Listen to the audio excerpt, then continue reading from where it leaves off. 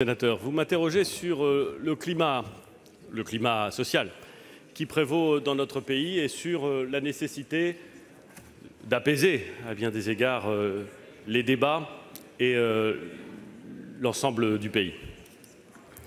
Je voudrais, monsieur le sénateur, vous dire d'abord que je partage votre constat. Nous le partageons, je le crains, tous. Le débat public est souvent vif dans notre pays. Les réactions sociales, lorsque des réformes sont envisagées, quelles que soient d'ailleurs les majorités qui envisagent ces réformes, sont souvent vives. J'ai le souvenir, il y a quelques années, des manifestations parfois violentes qui avaient accompagné les discussions relatives à la loi dite El Khomri sur le travail.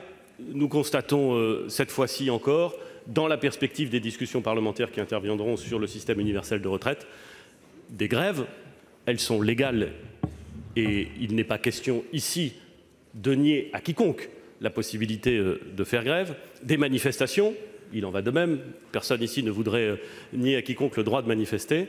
Mais nous voyons aussi des comportements violents, des blocages et parfois des actes qui, je vais le dire aussi simplement que je le pense, sont totalement opposés à l'esprit du service public, totalement illégaux et en vérité totalement inacceptables.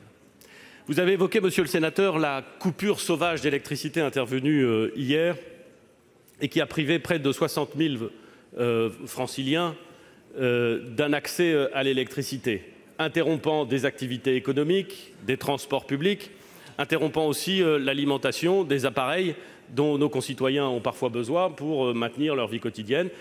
Et, j'y insiste, pour connaître le sujet, parfois besoin pour continuer à vivre dans de bonnes conditions lorsque ce sont des matériels, notamment médicaux. Je veux le dire avec clarté, monsieur le sénateur,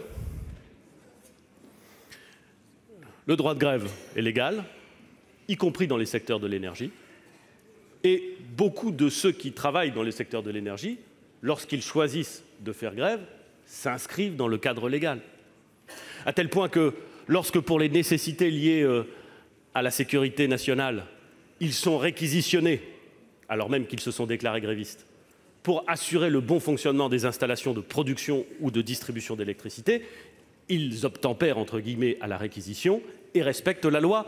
Et à cela, il faut dire et il faut reconnaître le fait que leur comportement ne pose aucun problème. Mais à ceux qui, se parant de je ne sais quel militantisme, décident d'accomplir des actions parfaitement illégales et potentiellement dangereuses, alors à cela, il faut dire que leur comportement n'est pas acceptable et qu'il mène directement à des sanctions. Il ne peut pas en être autrement.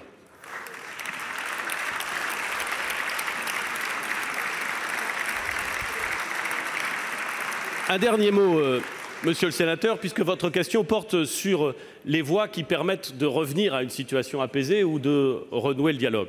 Pour dire deux choses. D'abord, le dialogue n'a jamais été rompu.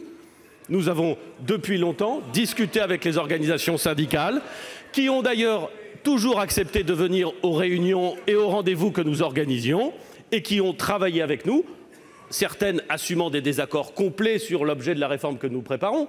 Il est vrai que certaines refusent par principe la construction d'un système universel, que d'autres refusent par principe un système à points, mais il y a des organisations syndicales, et pas les plus négligeables d'entre elles, qui pensent qu'au contraire, un système universel par répartition et par points est un bon système, peut constituer à la fois un progrès social et un élément de solidité du système de pension. Et nous travaillons avec l'ensemble des organisations syndicales dans un esprit, je le dis, je l'assume, de confiance et de respect. Et je crois que c'est, monsieur le sénateur, en affirmant la nécessité du respect, de la confiance, et peut-être même en assumant la logique de compromis, que nous sortirons de cette tension. Et c'est également en appelant à la responsabilité l'ensemble de notre société, les responsables politiques bien entendu, qui doivent, je le crois et qui le font régulièrement, condamner la violence et les actes illégaux, les responsables syndicaux, qui doivent eux aussi assumer leurs responsabilités. Mais au-delà des responsables, chacun de nos concitoyens, dans une démocratie, chacun de nos concitoyens doit assumer ses responsabilités. Celui qui se rend coupable d'un acte illégal ou d'un acte de coupure sauvage d'électricité doit assumer ses responsabilités et ne peut pas les renvoyer à tel ou tel qui lui aurait soit demandé de le faire, soit qui justifierait qu'il commette un acte illégal. Autrement dit, la solution, c'est la responsabilité individuelle, l'engagement collectif, jamais l'inaction et la discussion autant que possible.